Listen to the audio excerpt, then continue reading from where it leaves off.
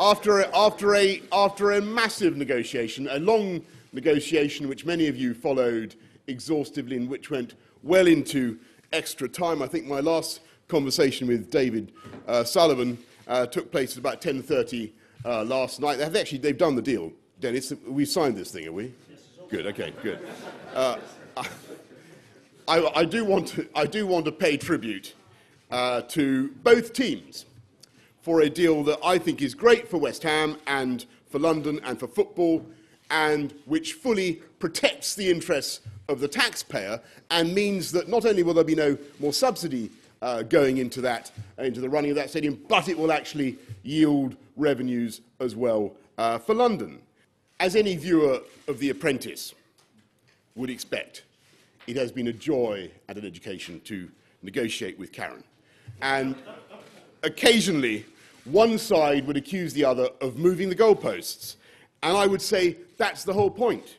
We're moving the goalposts, we're moving the seats, we're moving the roof, but we are keeping London's great Olympic Stadium.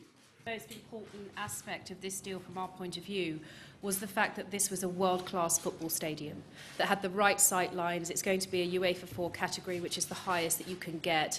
And that doesn't only mean that it can host West Ham matches, but God willing, one day a World Cup match and certain other big international tournaments. But anyone that thinks we've had a free ride, we most certainly haven't. We want to pay our way. We accept that we have to pay our way. And myself and the two owners of West Ham have been very clear on that. We will put in a lump sum. We will pay a rent that will cover most of the running costs. And then, of course, we share in naming rights and other revenues. But we accept that the cost for making it that world-class stadium is coming from the government, but we hope over 99 years that we've not only paid back that, but an awful lot more than that.